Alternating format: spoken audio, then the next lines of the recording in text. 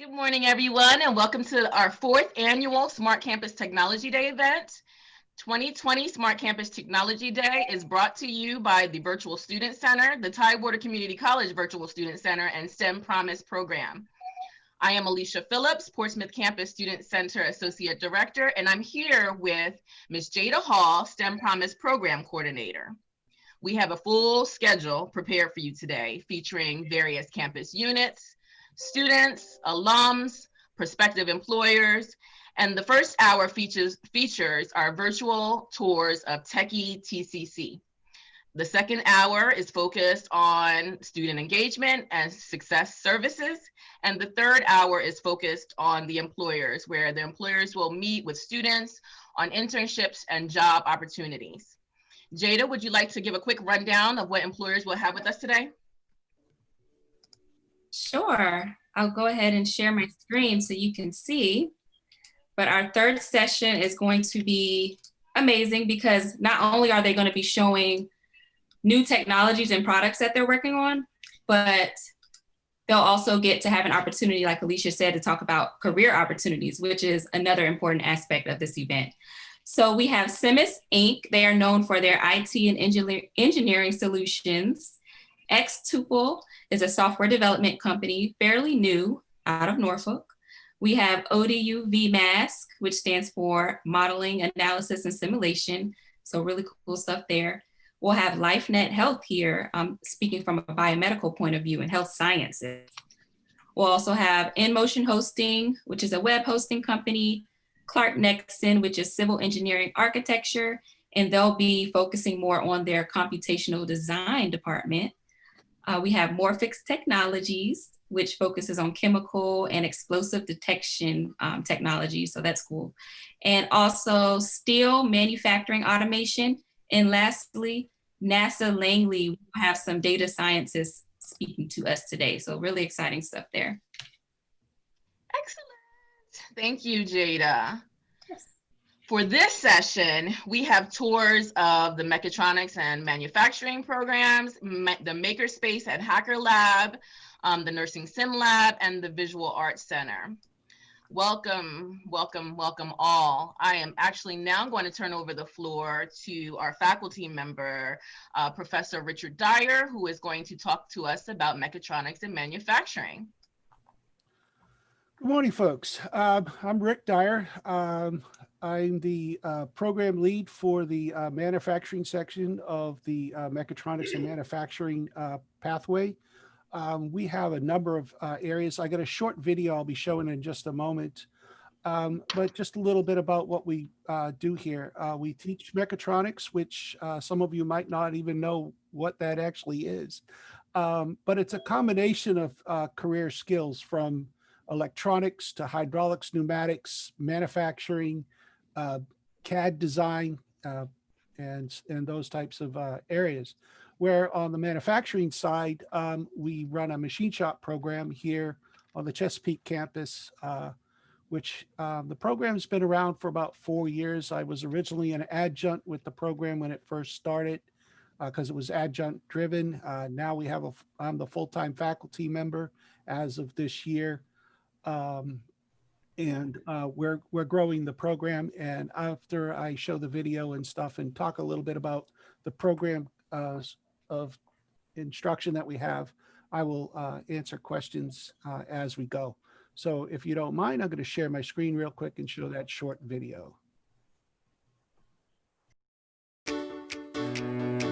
Mechatronics is the study of electricity, electronics, robotics, industrial automation, process control, instrumentation. Relays to transformers, everything from electrical to mechanical. Manufacturing uses it quite a bit. Hydraulics, pneumatics, it's like a broad category all in one. A field of engineering and engineering technology that goes into manufacturing all the products we use today. Everything you have in your house, some part of mechatronics has come in touch with it. If you want the people that like to know how stuff works and why stuff works, mechatronics is really a good study. Somebody that's interesting in science and technology, somebody that's not afraid of mathematics. I like to take stuff apart, put it back together. It really drew to me the idea of working with your hands, but having a degree behind it. Mechatronics is part of problem solving, things that make things and things that help make people's lives better. To build everything from robots to automobiles, workshops and factories around the country rely on the handiwork of machinists and tool and die makers. Starting from blueprints, sketches, or computer-aided design files, they set up the machines that produce parts. Once products are made, they file and grind them to meet project specifications, giving them a final smoothing and polish to finish. Machinists run computer numerically controlled, or CNC machines, that produce precision metal parts and tools. They may produce a large number of one part, such as automobile pistons, or many small batches, like bone screws for medical implants, or even one-of-a-kind items. They need to be skilled with a wide range of machines and techniques. Tool makers craft precision tools for cutting and forming metal, and create different gauges and other measuring devices. Die makers construct metal forms used to shape metal, and make molds for shaping plastics, ceramics, and composite materials. Tool and die makers are trained to write CNC programs as well as operate the machines. Workers wear safety glasses, earplugs, and masks when needed to protect themselves during hazardous phases of their work. Schedules are generally full-time, with some shifts on evenings and weekends to keep production running around the clock. A high school diploma or equivalent is necessary, and skills in math and problem-solving are important. Machinists may train in several different ways: on the job, apprenticeship, or at technical colleges. Becoming a tool or die maker takes several years of instruction and on-the-job training.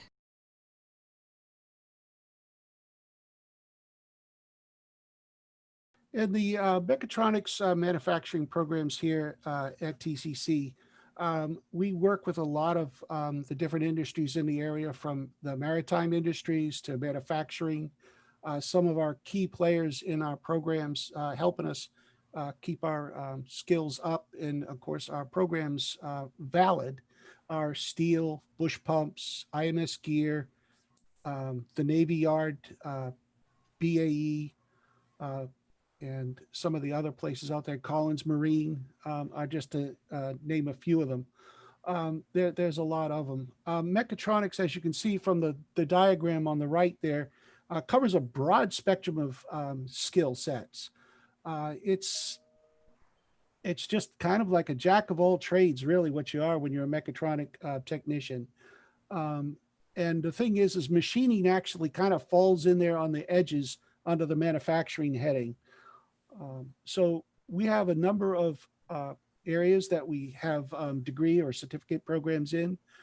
In the mechatronics area, we have an Associates of Applied Science in Mechatronics, and I'll give you a little bit more description of each one in a later slides. Career certificate study in mechatronics. This usually takes about 2 semesters to complete, so you can get started right and early.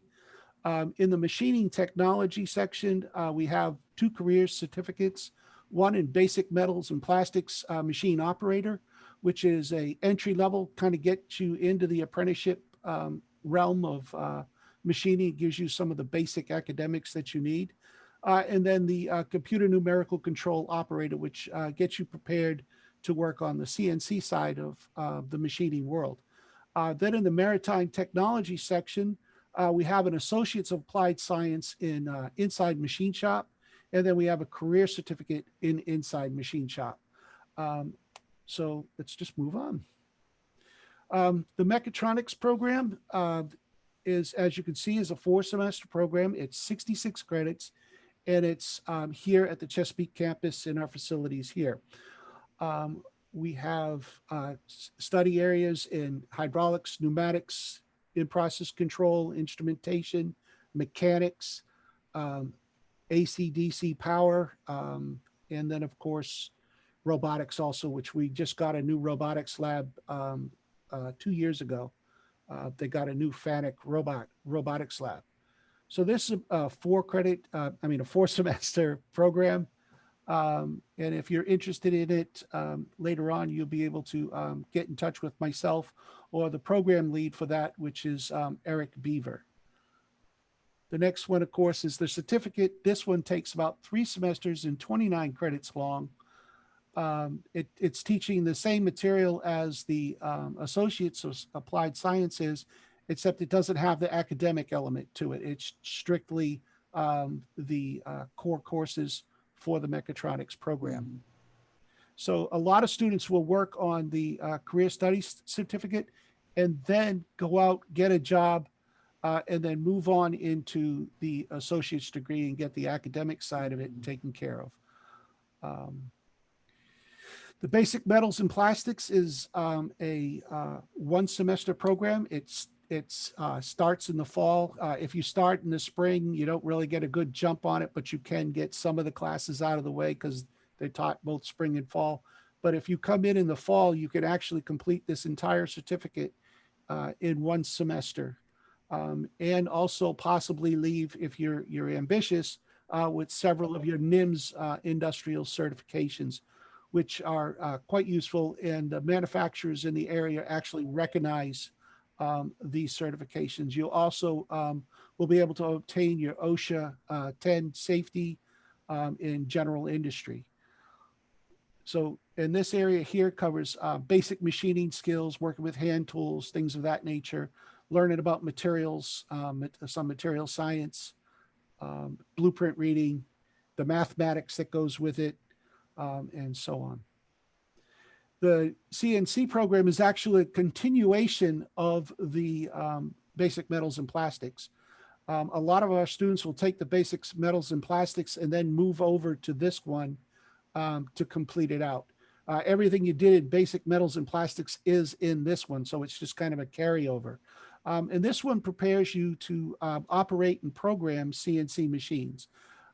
You're probably not going to be a sim group supervisor when you leave this, but you'll have enough information to be able to get in there, operate a machine, make small changes, do adjustments, tool settings, and things of that nature. You'll have those skills already in your pocket. Also, once again, you can work on NIMS certifications. The controllers that we have here are some of the same controllers you have out in industry. We have FANUC controllers, we have Haas controllers, we have Fagor controllers, and we also have Accurite conversational controllers for our machines here in the lab. So you get a broad spectrum of different controllers. The controllers, though, there's many of them out there, and each one is a little bit different. So we try to stay with some of the more common ones for the local area.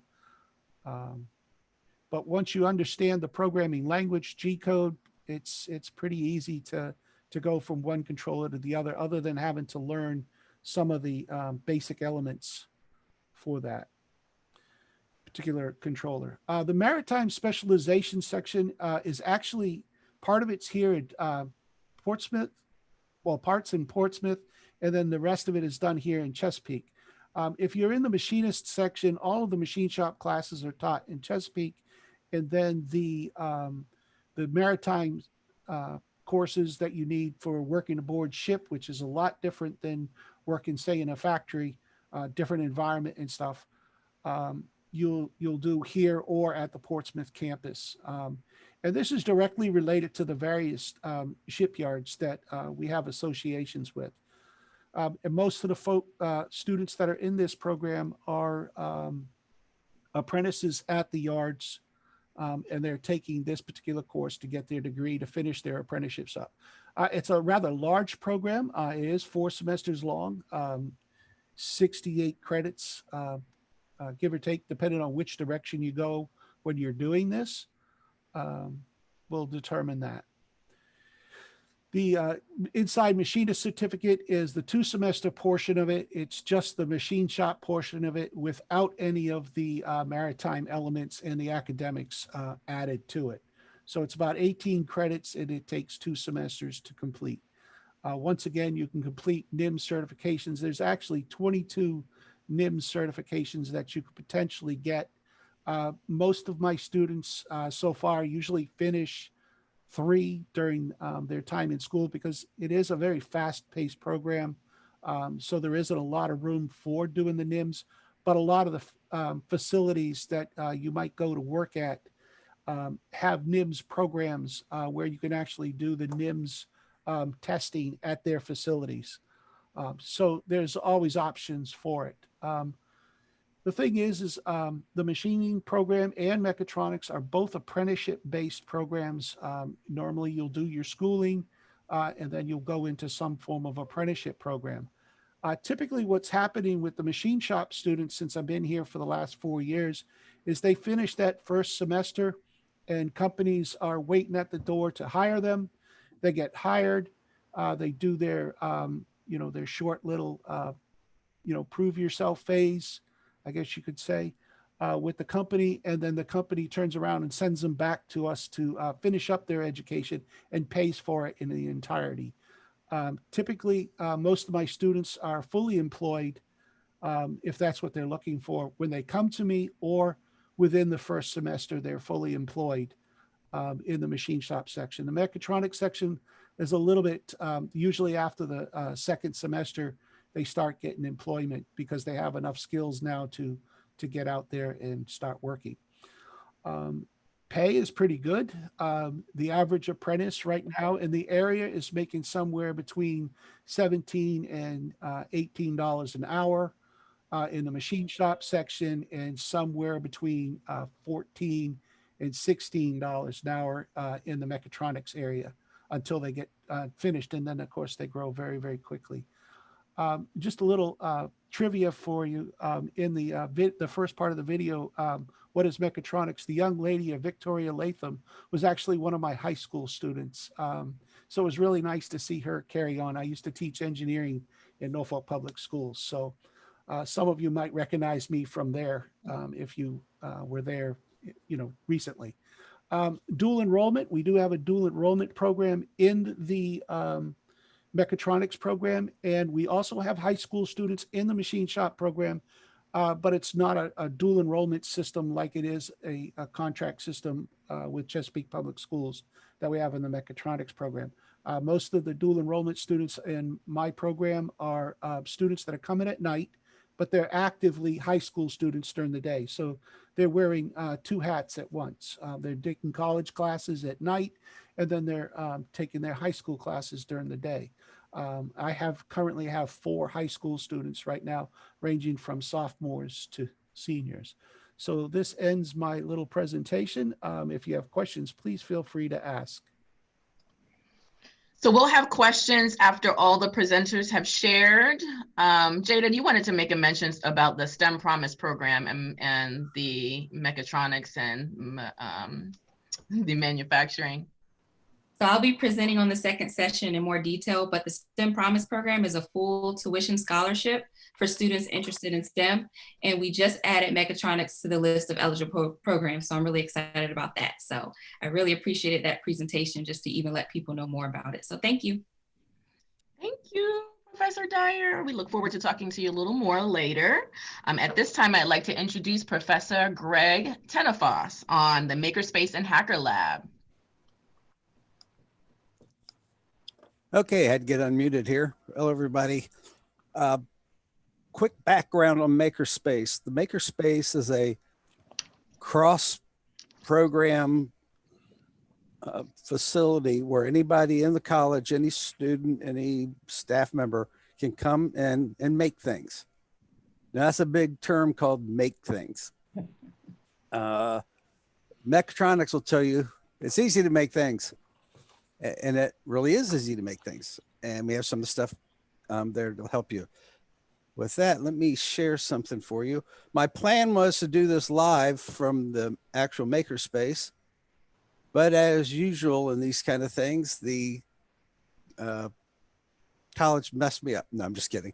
They're doing work in the building. And when I came in, the room was completely messed up with people in the ceilings. So with that said, hopefully you guys see a big Makerspace on your screens. We do. Okay, just making sure. All right. Now, like I said, this is an adjunct over in Art Center made this for us. Really nice. See, we're holding on to the college down here. All right. First off, what can you do? Tools we have. And if we don't have tools, we'll buy more. because you can't make things without tools of some kind. So just a little picture of some of the cabinets holding all the tools and fun things like Japanese saws that cut your arm off really easy, things like that. We got power tools, everybody's favorite. This was a surprise. I was at the warehouse one day and saw this sitting ready to go out for surplus. So I snatched it, brought it back to the makerspace. It's a bandsaw, makes making things a lot easier, and you'll have access to that. We got power tools. We got drills, Dremels, grinders, drill presses. And so what we've been talking about to this point is just manually making something with your hands. You can make woods, make plastic, limited metal, because of the equipment we have. No, well, there may be a mill coming into the room. If I can get it out of my garage, it's heavy, but we'll see. So let's get on to the more automated things. We do have a laser cutter, and it's been significantly modified to be a very fancy engraver. You can actually engrave a picture into wood, and it looks like a picture because of the depth of the engraving. It's 256 levels of grayscale, if that makes sense to anybody. Well, we got some problem children in the lab. Our robotic arms tend to argue a lot. So you have the ability to work with these and program them. This isn't really making things, but it kind of gives you a taste of some of the other disciplines at the same time. You can see stuff from being moved around, but we have a full set of electronic systems. If you want to prototype electronic devices, we have all the sensors, the basic computers you need, like Arduinos and Raspberry Pis, and there's some other ones. But you can actually prototype your own electronics in here and build it.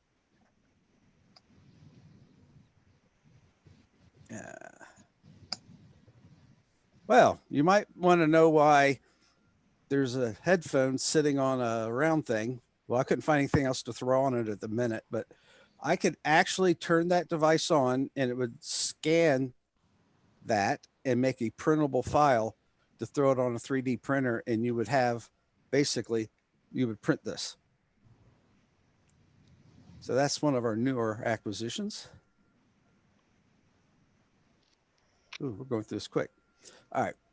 The side to the left of this was in complete chaos. So I had to kind of take a long, we have 2 3D printers here. These are the smaller ones. It didn't get caught, but we have a resin-based one up on the corner here, which is really good for making things like figurines. There's a mini CNC machine here. So we can actually try to work with that. Limited. This is a small thing. It's not like what they're having over in the machinist section, but I'll borrow some of their stuff, bring it over. All right. It's not in the lab right now because with all the work, I'm scared to death to put it in there, but we do have a larger format 3D printer also. That prints quite a bit faster than the other ones.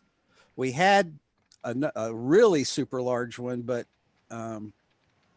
it was a very expensive one that kept having problems, and the price of parts to fix it, we just had to junk it. I mean, we could buy a lot of stuff for the money it would take to fix it. So we're down to a medium-sized one here. We have a large plotter. We've got a large vinyl cutter. You want to make your own signs, we can slice it out on the vinyl. Oh, that's already up there, noted.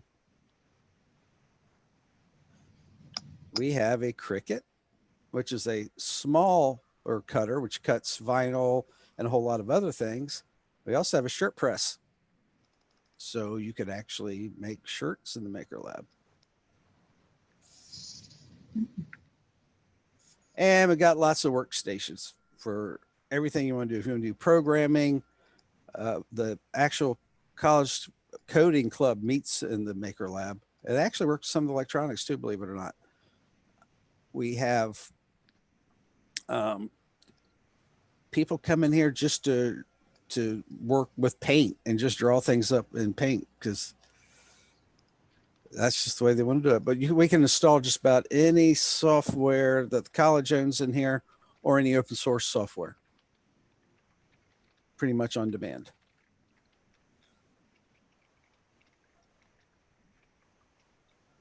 All right. Now, how do you know what you want to make? Well, I got some suggestions. There's a site called Thingiverse, and that's a repository for mostly things that you can laser cut or 3D print. And there's literally hundreds of thousands of objects on there already designed that you can download. You can manipulate them, change them any way you want to, and then go from there. One of the nice things is be able to pull down these different objects over here to the right and manipulate to fit your needs. There's Tinkercad. Tinkercad is a very interesting type of design software. Everybody knows, well, has heard what CAD is. Tinkercad is where you use geometric shapes to design objects, and you would be shocked. Everything you see there was done using geometric shapes. You don't have to be an expert at CAD to do this. If you can just blend shapes, you can make it. So everybody can do this. I actually had, you're not going to believe me, but I had some first graders using this product at a demo. It's that easy. You can also do some electronic circuitry work in here too. And lastly is Instructables. Instructables is a massive stockpile of things you can make, from outside pizza ovens to electronics to shields for COVID, all those kind of things. And I just do one up here, but there's a couple pictures in it. Tables. So it's endless what you can do in the makerspace within the limits of our equipment, obviously.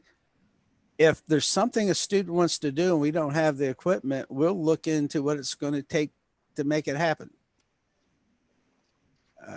Most of the stuff's not expensive for us to add. And one other nice thing about the makerspace is generally materials are at no cost to the student. Now, on electronics, you can prototype with the equipment, but obviously we can't let you take home a bunch of equipment, but you can prototype it and then carry it over to have one for yourself. All right. Questions. I have a class I have to go to, so I won't be here for when you guys are asking questions, but I'm going to put my email address in the chat. If you have any questions about the makerspace, please feel free to contact me and I'll get back to you. Also, I'm part of the business, computer science and IT program at the college. If you have any questions about those programs, I'd be happy to respond to that or point you to somebody that is more of an expert in something I am.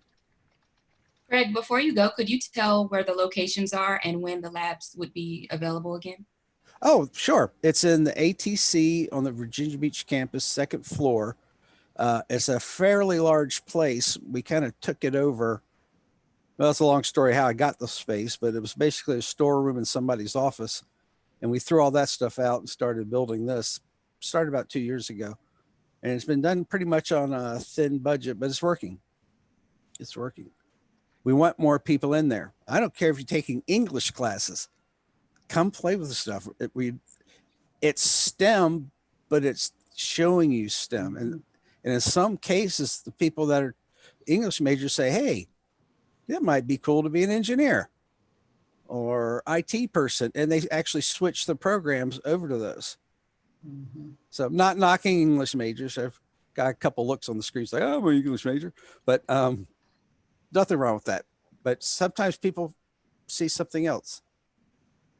It's a wonderful resource that we have here at the college. And I think that there's some opportunity for us to collaborate to raise more awareness for our student body, as well as the general public, on what's available there. Yeah, but right now, general public is a question mark because liabilities, insurance, all that kind of thing. Well, I mean, as far as the general public enrolling as students, we're still yeah, okay. we're still concerned about recruitment and enrollment. Oh, no, that's fine. I just didn't want to. We've Yeah. discussed open the makerspace up to public, and we're not sure we can get it through legal. Oh, you're talking about similar to the Slover makerspace? Yeah, because there's plenty of equipment in there people can get hurt on. Mm-hmm. And if they're just general public, that throws a big liability at us. So. All right. Well, thank you, Professor Tennefoss, for that presentation. You're going to talk about the Hacker Lab, or do we? Oh, I'm sorry. Right now, the hacker area is empty because of the work. We had to pull all the equipment out of it. You can't run servers when there's no air conditioning. Mm-hmm. They'll fry. So I really don't have anything for that.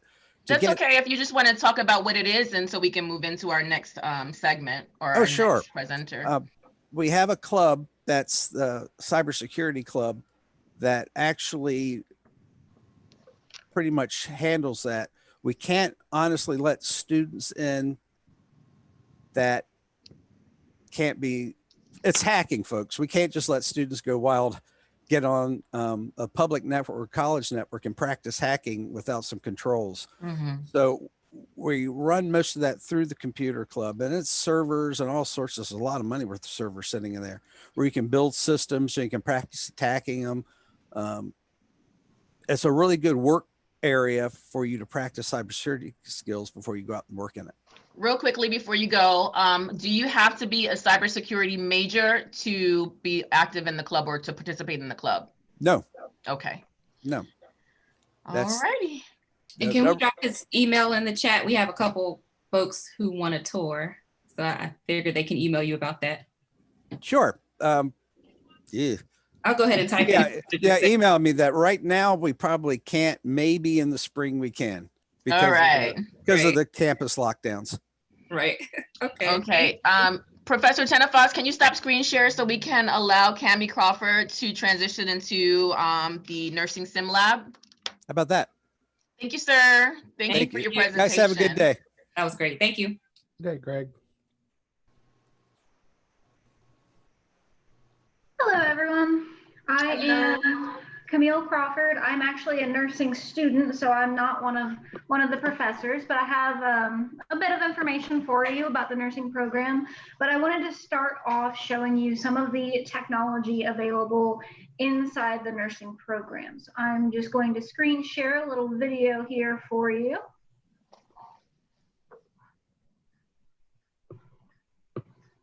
And we did make this as Student Nurses Association, just a couple nurses walking around. So it might not be as high tech as some of the other videos, but it's here. Hi, welcome to the Beazley School of Nursing. My name is Camille Crawford. And I'm Alexis Zold. And we are from the Student Nurses Association. We just wanted to take a moment to show you around some of our amazing features in the nursing program. One of the most amazing is the Nursing Simulation Lab. It is a very useful and expensive, fun little tool to teach us how to handle patients before we get into clinicals, and gives you real-life scenarios that you can go through without the pressure of a human being in front of you. So let us go check it out. This is our simulation room. And the second you step over that threshold, you need to treat it just like a real patient. So when you're outside the room, you will be given report from the nurse who is leaving shift. They will come in, introduce yourself, identify your patient, and make sure that they give you permission to treat them. We have, as you can see all over, we have the medication cart. Ladies, we're not able to hear you. Real patient's room, so we have the patient board, the code card. If you need a chart, we have that there. Computer.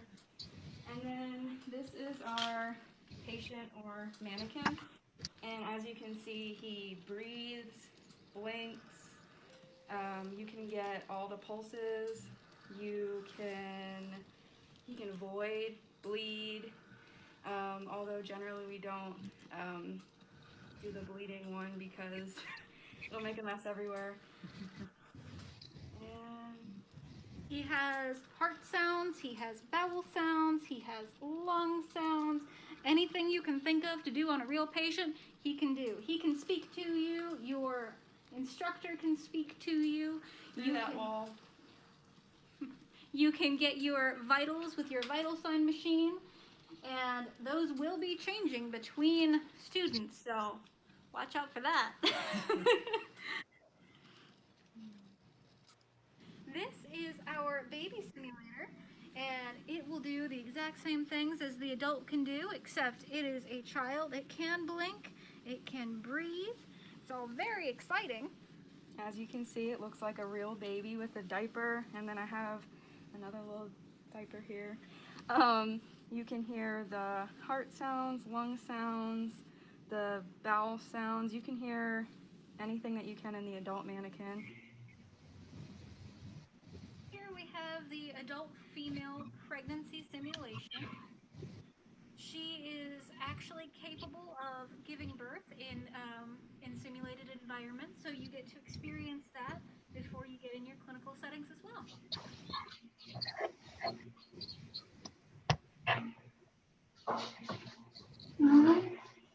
Sorry, let me just stop my share here real quick. And I have a little bit of information for you. I don't have a fancy PowerPoint, but I do have some information about the nursing program on a whole. It is a 2-year-long program, so 4 semesters.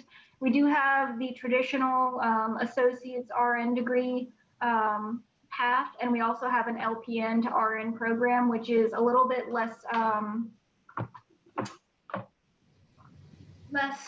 course heavy, as long as you pass the tests and go through everything. And it's a total of 64 credits. And like I said, if you're an LPN, you can take a test to get some of those credits instead of going through those classes.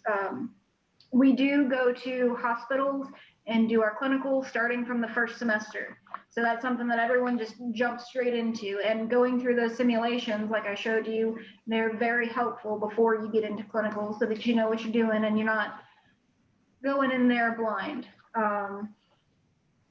The test questions on every single test you're going to take inside the nursing program are set up just like NCLEX questions would be. So the professors from day one want you prepared to pass that NCLEX, because the more nurses we have out in the field, the better it is for everyone, the entire population.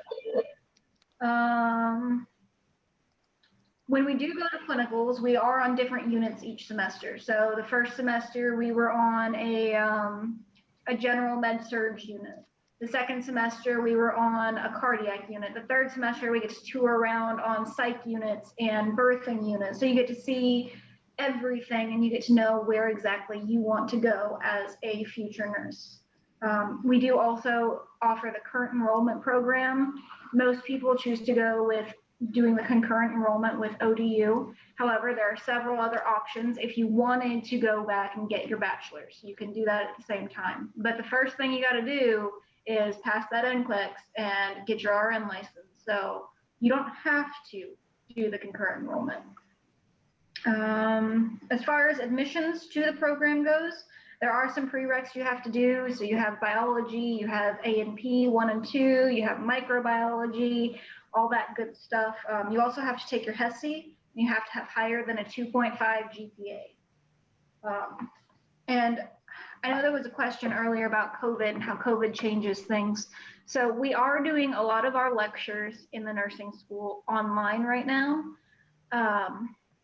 However, we do go into class to do our physical tests. So like this Friday, for instance, I'm going to be going on campus to do my IV check off, make sure that I can get all that done and the professors can watch me so that the first time I'm with an actual patient, I'm not messing things up. We also do have physical clinicals, which not every school in the area does. And I think that's really amazing that we've been able to get back into some of these hospitals. And we are all, as a student body and as faculty, very grateful that we're able to get in there.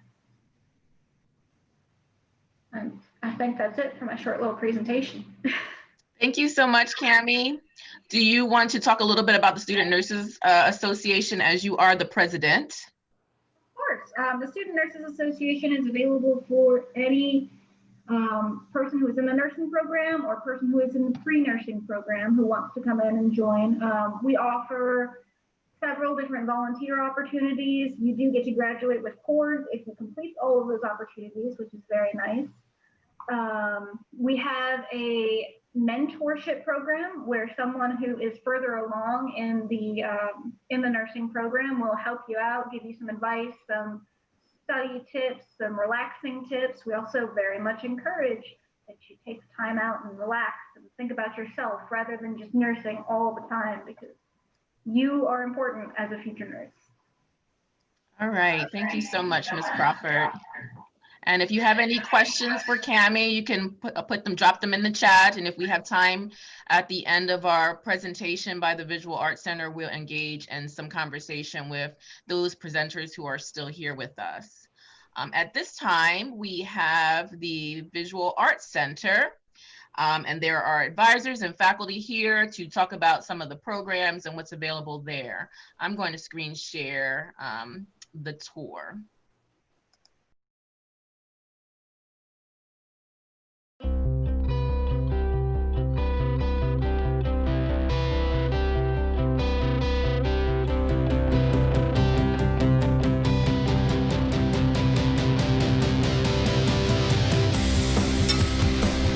Know going into it that there are going to be burns and cuts. Lots of heat and fire really challenges you to use your whole body and your mind at the same time. Putting your breath inside of this liquid mass and giving it life. We're in the glassblowing studio in what's called the hot shop. There's a furnace and glory holes behind me. There's cooling ovens on the sides. We have workbenches, we have our tools all around us. This is our environment, this is where we work.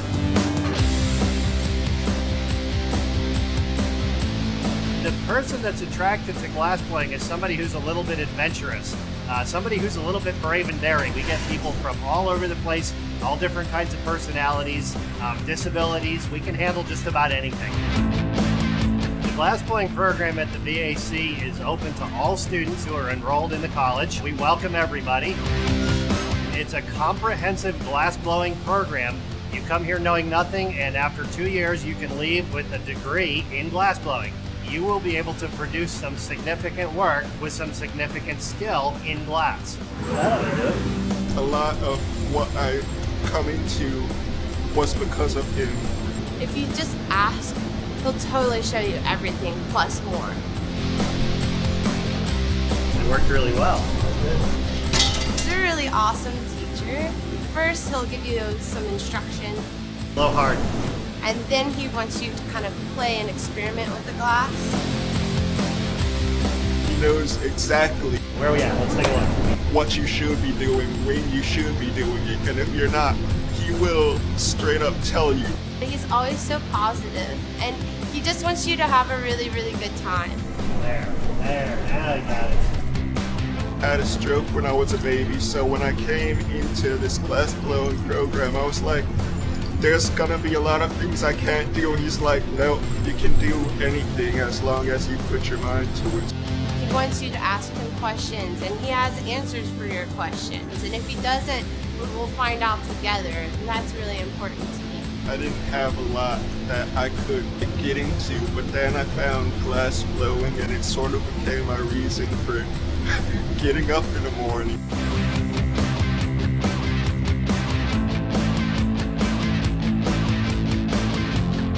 There are no other glassblowing programs in the region that offer a degree. It's in a way a dying craft. A lot of the big four-year universities have lost size in their programs, and we've picked up the slack. Our program is huge.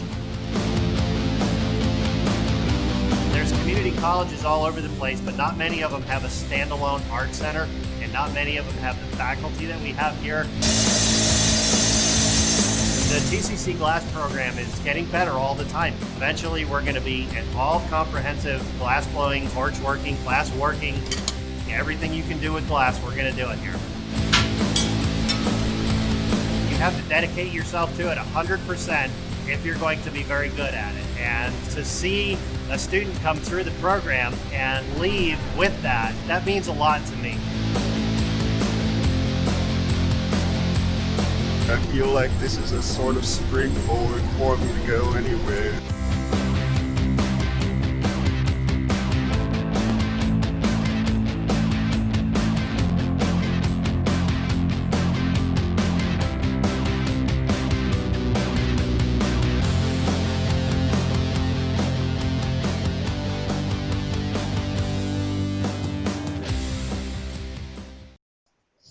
So Professor Ed Francis, who's in the video, is here with us today to talk a little bit about the glass blowing program.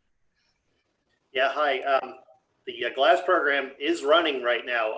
Even though from the video you can see that it's a pretty packed, small space, and it's hands-on. But we came up with a couple of solutions to the problems. We're not actually blowing into the blowpipes or anything like that. We've developed new tools that do that for us. So. And with reduced class sizes, so we can have the distance that we need, we've actually been really successful at continuing with our hands-on program. We do a lot of different things still at the Visual Arts Center with the glassblowing program.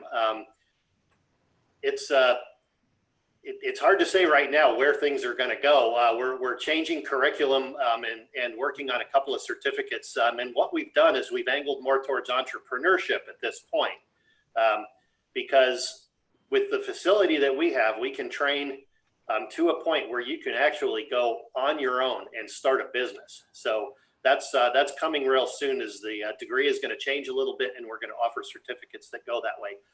Some of the footage in that video also showed the glass fusing area, which is direct to entrepreneurship. At the end of 2 semesters, you can literally start a business at your house, because the equipment required is something that you can purchase for a really reasonable price. So all of this is about art majors, and art majors are people who don't want to work for somebody else, who are creative, who are tenacious, who are interested in doing like their own thing. Because, honestly, like if you come and blow glass with us, we'll train you to be a really good glass blower, and then we'll kick you out the door and you're on your own, because there is no job that you can go get. So it's all about entrepreneurship. We do have a partnership with the Chrysler and the glass blowing studio at the Chrysler, and a lot of our students who excel end up working over at the Chrysler in their assistantship program, which is further professional training. And then oftentimes from there, we'll go on to a 4-year degree program, because that's additional training. And then many of them actually continue on to master's programs, because that's additional training before you go out and start your business and make your living. So that will be about all I can tell you right at this point. All right, thank you so much for being with us today, Professor Francis. We're going to look at a video now on the photography program.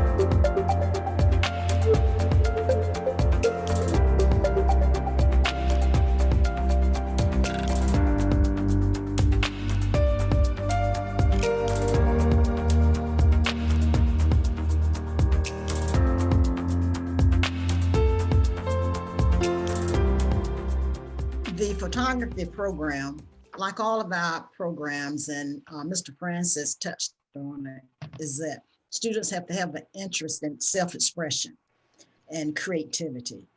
And photography is an area that is open. Students can seek jobs in photography. They have school photographers, they have sports photographers, they have real estate photographers.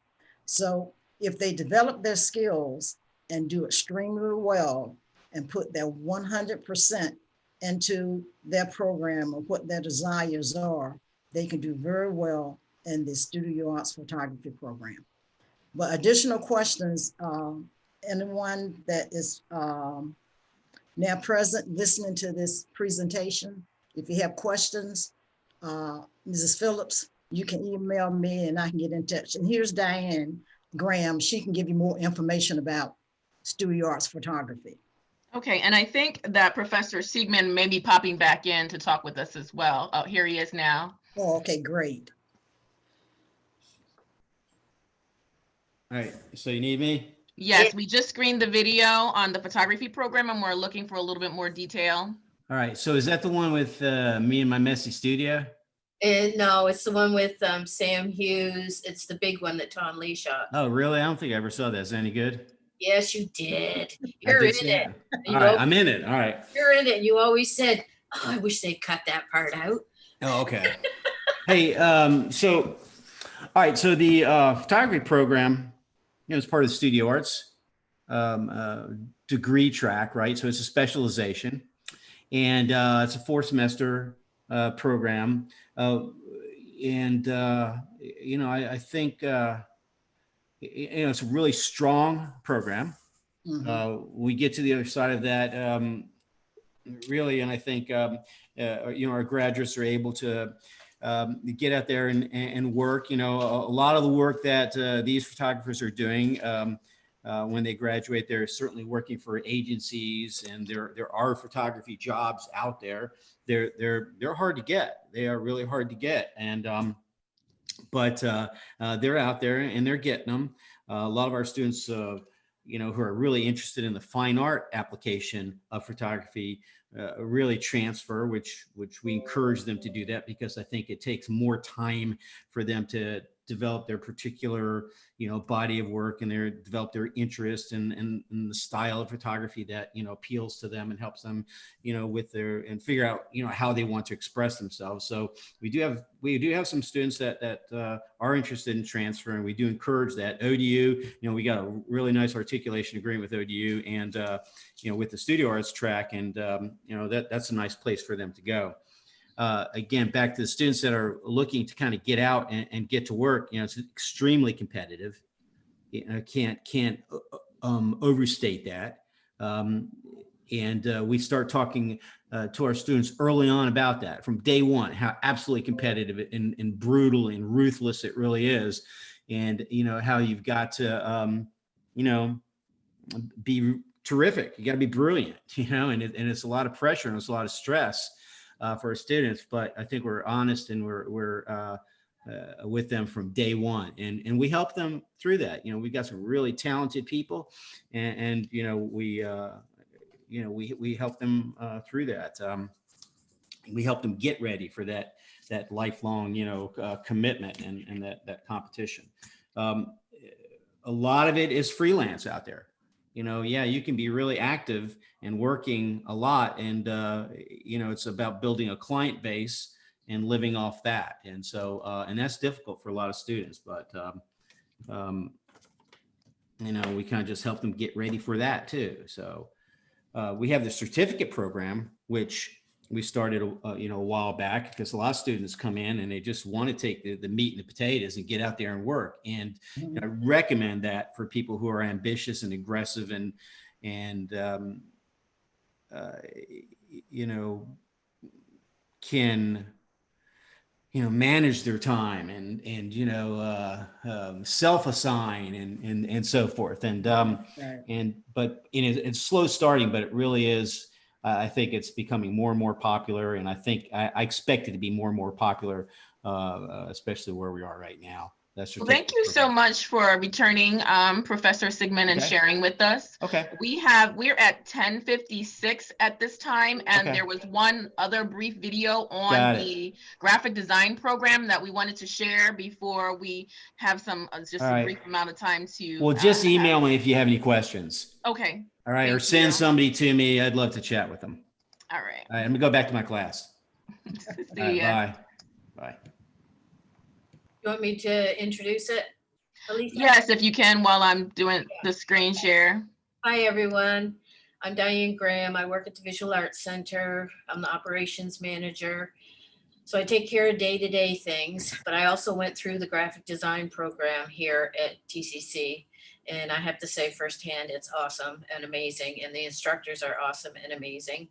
And this video was created for the Arts and Humanities program. It was a Twitter campaign.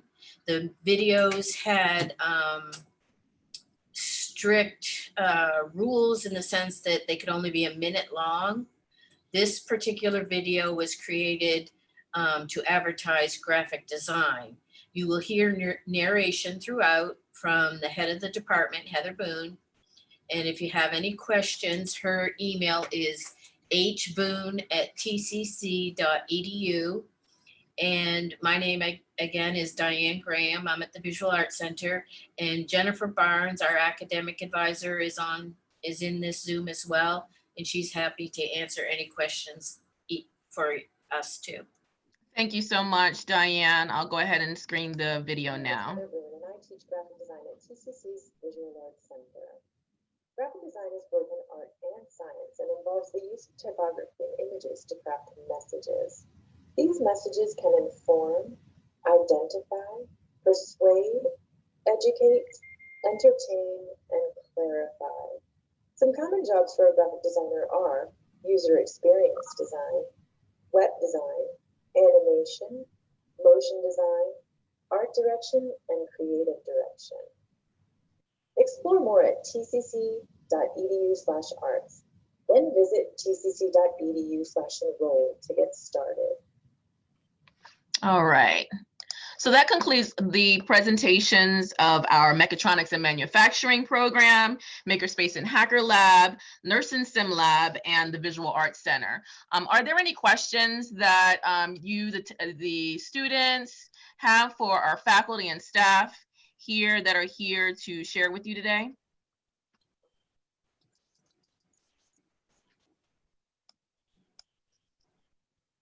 You can unmute your mic if you like to ask the question vocally.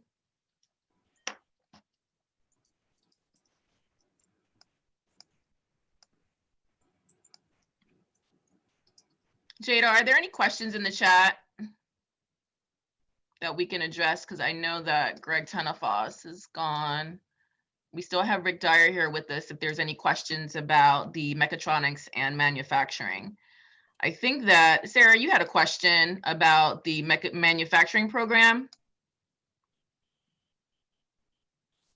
The mechatronics program, I was wondering whether or not, like, has there been an increase or due to COVID? I know that a lot of people are looking at trades in particular right now and getting those very specific skill sets because of the state of the economy. So I was wondering whether or not COVID had influenced mechatronics and whether or not there would be, if we anticipate that it will be a field to continue to grow beyond COVID. It has affected us some, but not in enrollment. Actually, in both mechatronics and manufacturing, enrollment has gone up a bit. With the case of classes, what we're doing is we're doing a hybrid format where we're teaching the academic side of things online via Zoom. And then if the class is large and dependent on lab space, we may have to split into an A and B type situation where we're doing the hands-on type labs. In the machine shop area, we haven't had to split any classes, but I know in mechatronics, a number of the classes have gone to an A and B type schedule so that we can make sure we work safely. We've developed standard operating procedures for the labs to ensure student and faculty safety, we've put in some guards and things like that that typically wouldn't be there to help separate students from each other and stuff. But in general, it's basically just good hygiene and being conscious of the people near you and around you and being courteous. And you can pretty safe in our laboratories. We have a lot of, I guess you could say, open space within our labs to allow for moving around and also to maintain social distancing and stuff like that.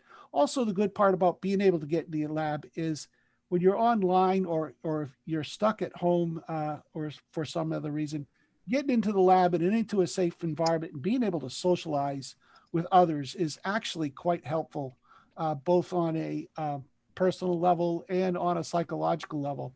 I know when this COVID stuff first started and I was stuck at home, it felt like I went from my bedroom to my office at the house, down, ate dinner, back to my office, and then to bed. And it was kind of uncomfortable. I was very happy when I found out that my labs were going to be opened back up during this semester, and they should be opened again also during the spring. Currently, right now, in both programs, in the machine shop program, we have had no cases of COVID amongst our students or the staff. And we had one student in the mechatronics program that was exposed to COVID. He actually tested negative, but of course, everybody went into a kind of like a 2-week wait and see mode to make sure everything was okay. Other than that, that's the only incidents we've had. So we're playing it smart and being safe, and we're trying to grow the program still. Thank you so much, Professor Dyer. We are at the hour, and so Jada and I will ensure that evaluations will be sent out to individuals via email so that you can give us input. And if you have any residual questions or follow-up that you'd like for us to attend to, you can let us know at that time.